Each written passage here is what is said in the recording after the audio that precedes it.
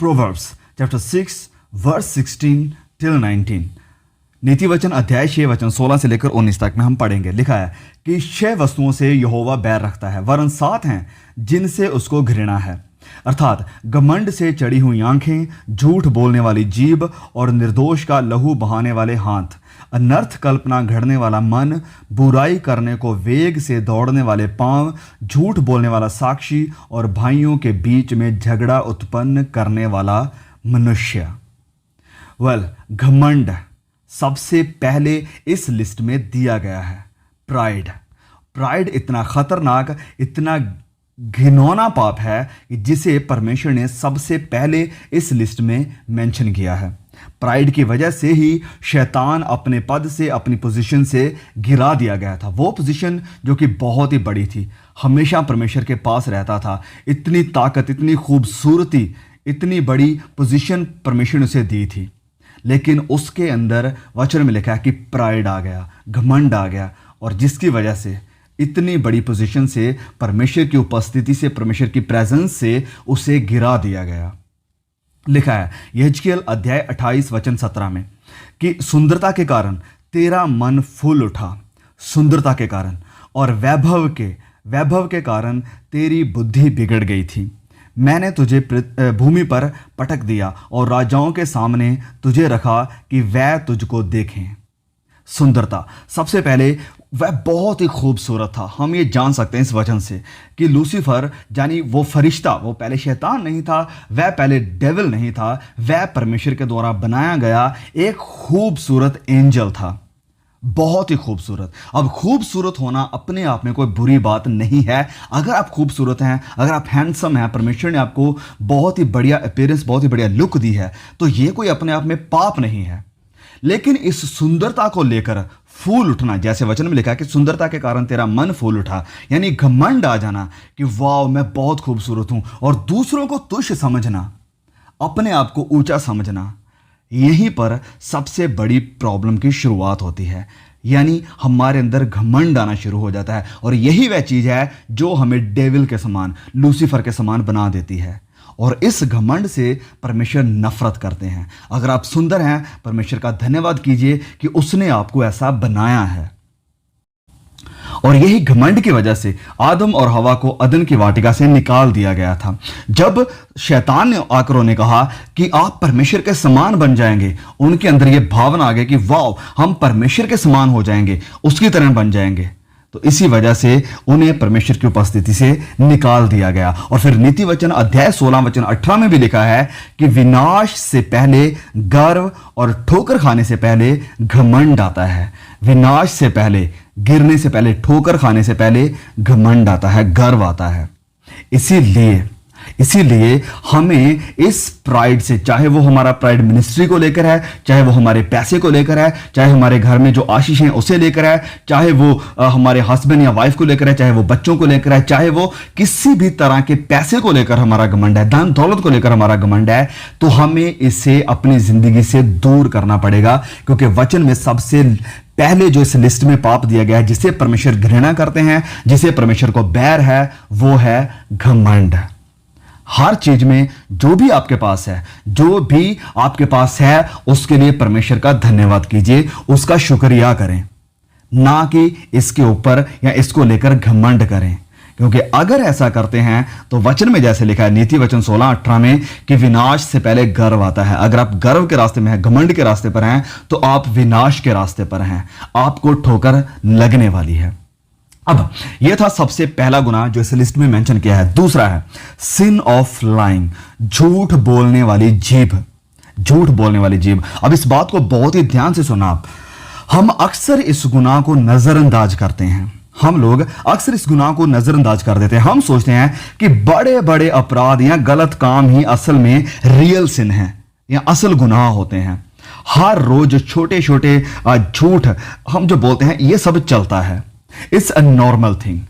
लेकिन हमें यहां पर रुकना होगा और सीरियसली इसके बारे में सोचने की हमें जरूरत है। सो प्लीज, पहली बात इसलिए क्योंकि इस लिस्ट में दिए हुए गुनाहों में यह दूसरा ऐसा गुनाह है जिसे खुदा नफरत करते हैं। सबसे पहले घमंड था, क्योंकि घमंड वो था जिसके कारण डेविल अपनी पोजीशन से गिरा दिया गया था। और दूसरा गुनाह है फिर झूठ बोलने वाली जीभ।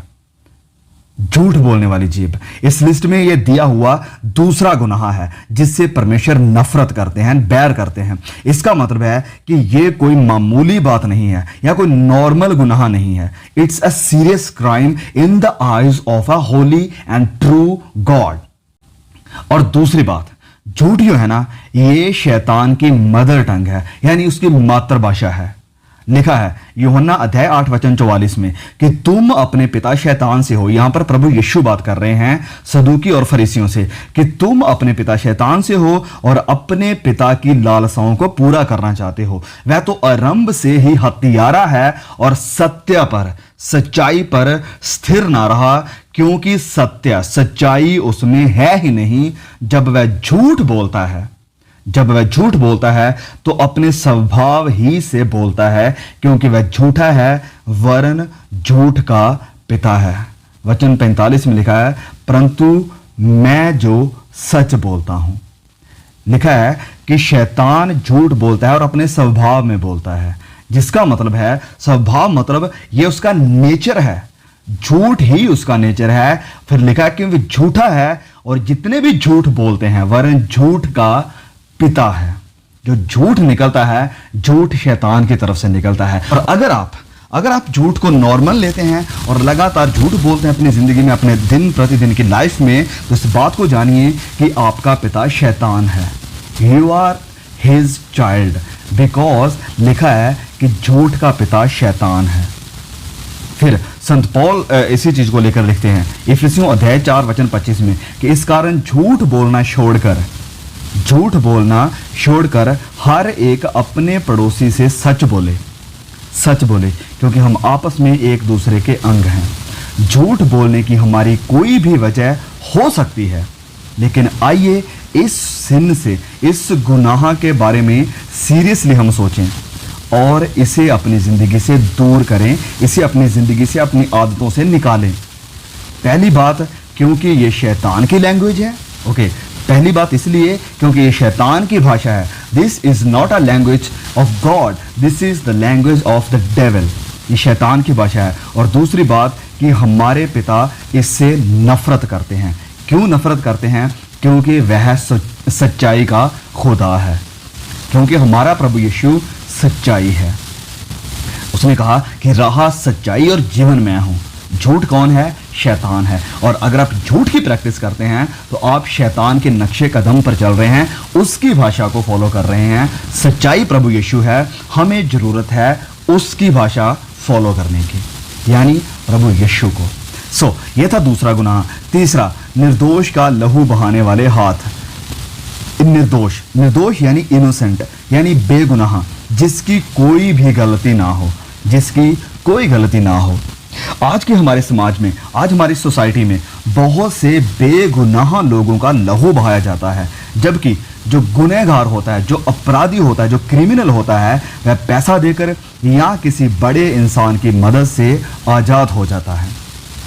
बेगुनाह का लहू बहाने का मतलब अबॉर्शन भी होता है। According to WHO, world health organisation, every year, हर साल पूरी दुनिया में ये एस्टिमेट किया गया है कि 40 से 50 मिलियन अबॉर्शंस होते हैं। 40 से 50 मिलियन हर साल। This corresponds to approximately 1,25,000 abortion हर दिन। 1,25,000 हर दिन। निर्दोष का लहू बहाया जा रहा है। उस बच्चे की कोई गलती नहीं है, लेकिन उसे मारा जा रहा है। So abortion is the greatest crime we are committing against God. पुराने नियम में परमेश्वर ने बात कही थी कि जो इनोसेंट जो खून बहाते हैं, परमेश्वर उनसे बैर करते हैं, उनसे नफरत करते हैं। कितने ऐसे मुस्लिम टेररिस्ट अटैक्स में बेगुनाह, बेकसूर बच्चों को और लोगों को मारा गया है। तीसरी बात ये थी। चौथा गुनाह जिनसे परमेश्वर नफरत करते हैं, हार्ट दैट प्लॉट्स इवल, अनर्थ कल्पना घड़ने वाला मन। मत्ती अध्याय 15 वचन 18 से लेकर 19 तक में लिखा है, पर जो मुंह से निकलता है वह मन से निकलता है। जो मुंह से निकलता है वह असल में मन से निकलता है, और वही मनुष्य को अशुद्ध करता है, क्योंकि बुरे विचार, हत्या, परस्त्रीगमन, व्यभिचार, चोरी, झूठी गवाही और निंदा मन ही से निकलती हैं। कोई भी बुराई एक्शन में आने से पहले मन में जन्म लेती है। तो खुदा हमारे गुनाहों को जानते हैं, वरन वह मन ही से जान लेते हैं इससे पहले कि हम उस गुनाह को काम में लेकर आए। खुदा हमारे ख्यालों को अच्छी तरह से जानते हैं। जब हम मत्ती 9:4 में पढ़ते हैं तो यीशु ने उनके मन की बातें जानकर कहा कि तुम लोग अपने अपने मन में बुरा विचार क्यों कर रहे हो। प्रभु यीशु उन फरीसियों के मन को पढ़ सकते थे। प्रभु यीशु यहां पर उन फरीसियों के मन को पढ़ रहे थे कि वह उसके बारे में गलत विचार, बुरे विचार कर रहे हैं। इसी तरह से वह हमारे मन में पैदा होने वाले हर ख्याल को जानते हैं, और हम जो भी बुरा अपने मन में सोचते हैं इसका भी वह न्याय करेंगे। इसलिए यह बहुत ही जरूरी है कि हम अपने मन की रखवाली करें और अपने मन के ख्यालों को शुद्ध करें, इन्हें साफ करें, इन्हें पाक करें। फिर नंबर 5, पांचवा गुनाह जिससे परमेश्वर नफरत करते हैं वो है बुराई करने को वेग से दौड़ने वाले पांव, feet that race to do wrong और एवल। यहां पर बात हुई है पाप करने की इच्छा की, जो इच्छा रखते हैं, भागते हैं पाप की तरफ। ये उन सभी भाई बहनों के लिए बहुत ही जरूरी है जिन्होंने इस दुनिया की बुराई से मुंह फेरकर अपने कदमों को खुदावंद यीशु मसीह की तरफ मोड़ा है और एक नई सृष्टि के रूप में मसीह यीशु के साथ चलना शुरू किया है। और ये एक लाइफ लॉन्ग प्रोसेस है। हम धीरे धीरे मसीह में स्ट्रांग होते हैं और आत्मिक जिंदगी में हम ग्रो करते हैं। मसीह में आने से पहले हम प्रैक्टिसिंग सिनर थे। हम पाप में जिंदगी गुजारते और होलीनेस यानी पवित्रताई की कोई भी प्रवाह नहीं करते थे। हम पाप को प्रैक्टिस कर रहे थे, लगातार इसमें थे और इसमें खुश थे। पाप में हमें आनंद मिलता था, लेकिन अब ऐसा नहीं है। खुदा की संतान बन जाने के बाद हम पाप करना नहीं चाहते हैं। पाप की तरफ हम भागते नहीं हैं और ना ही मौका ढूंढते हैं पाप करने का। अब गुनाह से दोस्ती नहीं है, वरन इससे नफरत है हमें, और यह होना चाहिए एक सच्चे खुदा के बेटे और बेटियों का एटीट्यूड। अब यह वचन कहता है कि खुदा नफरत करते हैं उन लोगों से जो ईगर रहते हैं बुराई करने के लिए, या हम कहें कि गुनाह से मोहब्बत करने वाले खुदा को पसंद नहीं है। छठी बात, नंबर 6, झूठ बोलने वाले साक्षी यानी false witness that pours out lies, झूठा गवाह। ये वो 6th गुनाह है जिससे खुदा नफरत करते हैं। बहुत से लोग झूठी गवाही देने की सीरियसनेस को नहीं समझते हैं। एक झूठी गवाही से किसी इंसान का बिजनेस, उसकी फैमिली या सारी जिंदगी बर्बाद हो सकती है। उसकी सारी जिंदगी भी बर्बाद हो सकती है। और ऐसा भी देखने को मिला है कि लोग सुसाइड कर लेते हैं क्योंकि उनकी अच्छी इमेज को किसी के द्वारा दी गई झूठी गवाही के कारण खराब कर दिया गया है। कुछ लोग जेलों में हैं उन अपराधों की वजह से जो असल में उन्होंने किए ही नहीं थे, लेकिन किसी के द्वारा झूठी गवाही देने के कारण एक इनोसेंट बेगुनाह इंसान को सजा मिल रही है। और इसीलिए खुदा झूठी गवाही देने वालों से नफरत करते हैं जो कि झूठी गवाही देते हैं किसी सच्चे, किसी बेगुनाह, किसी इनोसेंट इंसान के खिलाफ। तो मुझे और आपको बहुत ही सावधान रहने की, इस गुनाह से दूर रहने की जरूरत है और हमें क्लियर होना चाहिए। जो भी हम बात करते हैं, जो सच है बस उसी का साथ दें और उसी की गवाही दें।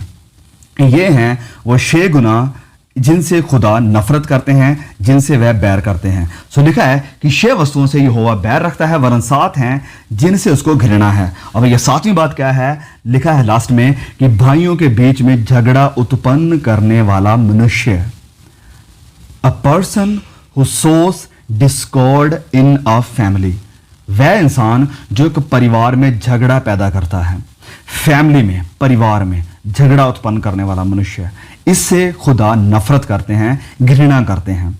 परमेश्वर फैमिली को और रिश्तों को वैल्यू देते हैं और उन्हें बिल्कुल भी पसंद नहीं है कि कोई इंसान हस्बैंड को वाइफ के खिलाफ करे, या बेटे को माँ के खिलाफ करे, या बेटे को बाप के खिलाफ करे, और भाई को भाई के खिलाफ करे। और कोई भी परिवार को जो तोड़ना चाहे, परमेश्वर उसे पसंद नहीं करते हैं, उससे नफरत करते हैं।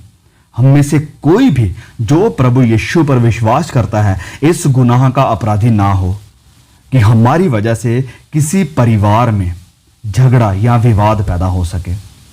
खुदा के बेटे और बेटियां होने के नाते जिस बात या पाप से हमारे पिता नफरत करते हैं, हमें भी उससे नफरत करनी चाहिए।